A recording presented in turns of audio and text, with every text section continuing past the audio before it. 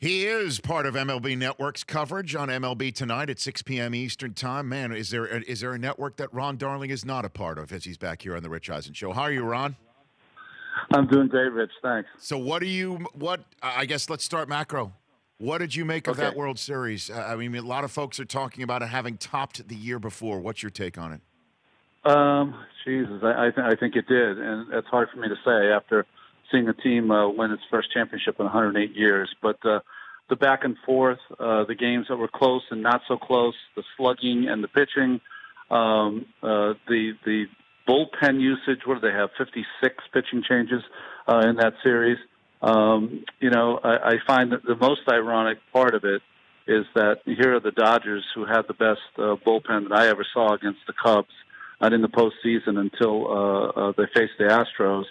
And really, the Astros had the untested bullpen, but they kind of figured it out, or A.J. Hinch figured it out by the end of Game 7, that he just used his starting pitching to get through the game. So you had McCullers, a starting pitcher, Peacock, a starting pitcher, and Morton, who finished up with 4 innings instead of using the bullpen. So that was pretty ingenious of A.J.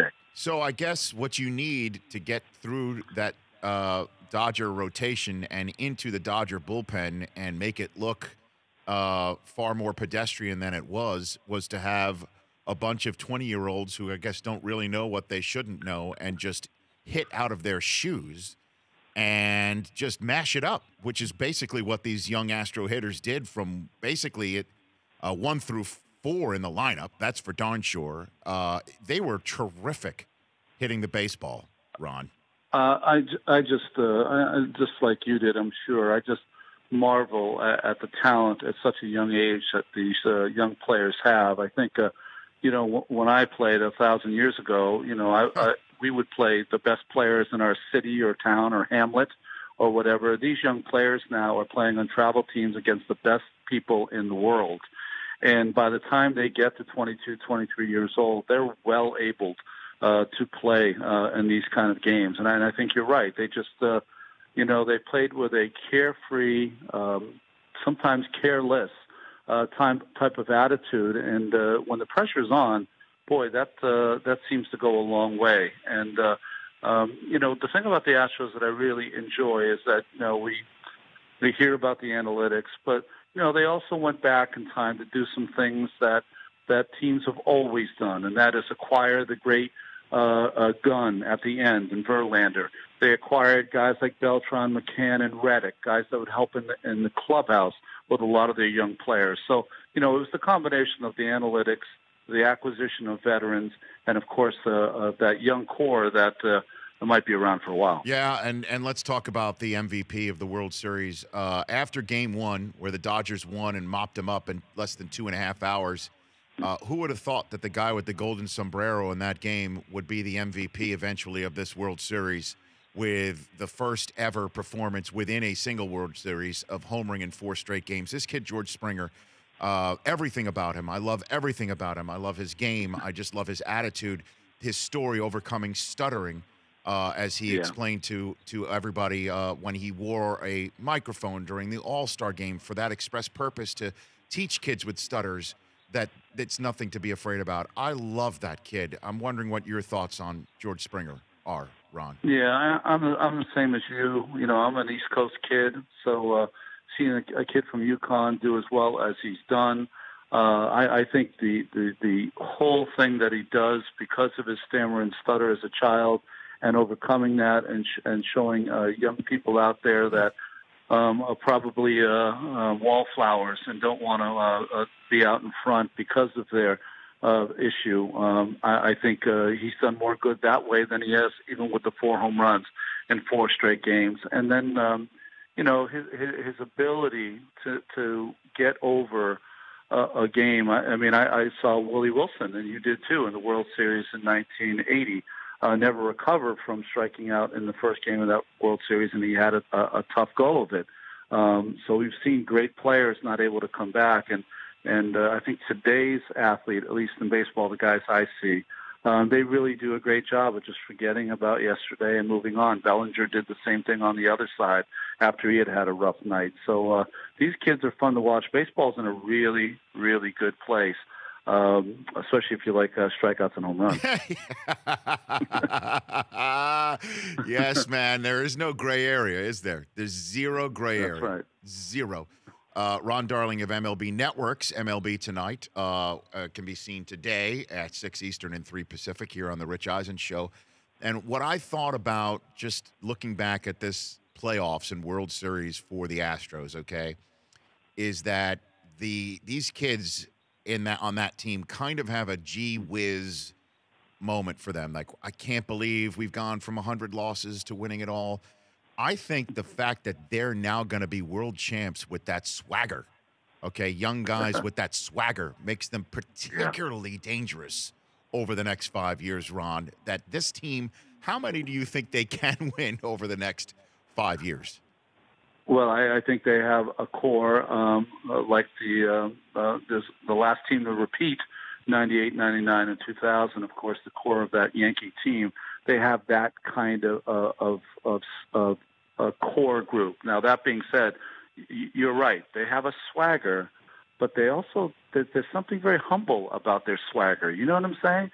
Like when you hear them and they walk the walk and they'll bat flip you and the whole thing. But at the same time, to listen to an Altuve, who's one of the best players on the planet, that's what's great about baseball. At 5'6", you can do that. The way he speaks about his teammates, whenever he's in the spotlight, he deflects it all to the other players. Their ability after, Dallas Keuchel gets knocked out to group up together as a young infield and say, hey, if we're going to go down, let's have fun. Let's just have fun going down. I mean, that's very adult kind of things that young players did right there. So how many can they win? I think they're going to be in it for, the next 4 or 5 years. I think you and I both know that this winning 11 games it's really tough. But secondly, can you sustain it for an entire month? That's hard. And it's the team that's playing the best. And I thought the Dodgers, after that Cubs series, were going to be unbeatable. And that's how good the Astros were. And what do you think this means for Carlos Beltran? What goes through the head of this guy who's done everything except put a championship ring on his finger, which now he gets to do? We saw the emotion last night from Carlos, who might be one of my favorite players that I've ever covered and watched. The grace and humility that he plays with. I think he's a Hall of Fame player. I think that and I don't know him well enough to know this, I would pack it up, take it home. He's such a humanitarian. Puerto Rico needs him. They need a person like him to be on the front lines of helping that country recover. I think that's where I'd love to see him because he's been a great player. He could still play, I'm sure, and help a team. But I think it's time to go out a champion because that's what he's always been. And then on the other side, what do you think the Dodgers do next? What do you think their next moves are? That's interesting. Yeah, I think, you look at two teams. The Astros went out and got Verlander. The Dodgers went out and got Darvish. Verlander was the better of those pickups, obviously. I think, their bullpen is as strong as it's ever been, so maintaining that. The core of their young players is going to be interesting because what do you do with Adrian Gonzalez? If he's healthy next year, where does Bellinger play? Because he proves he should be in there every single day, obviously. I think that, the World Series for me kind of changed in two ways for the Dodgers. And this is not to criticize because it's easy for me to sit in my apartment and watch the game and think about it. But the bullpen was really spent for the Dodgers, and there were two moments that they could have rebooted it. The Hill's first start certainly could have been a longer start, which would have allowed less work for the bullpen.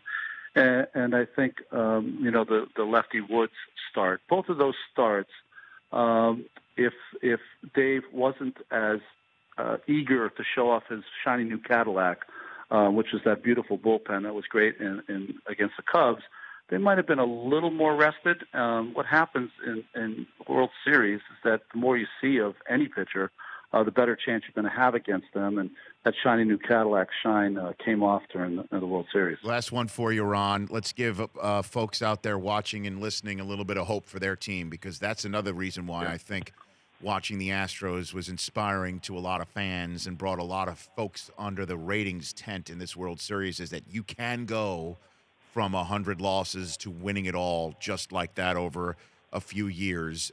We did see what the Indians looked like and what the Yankees looked like.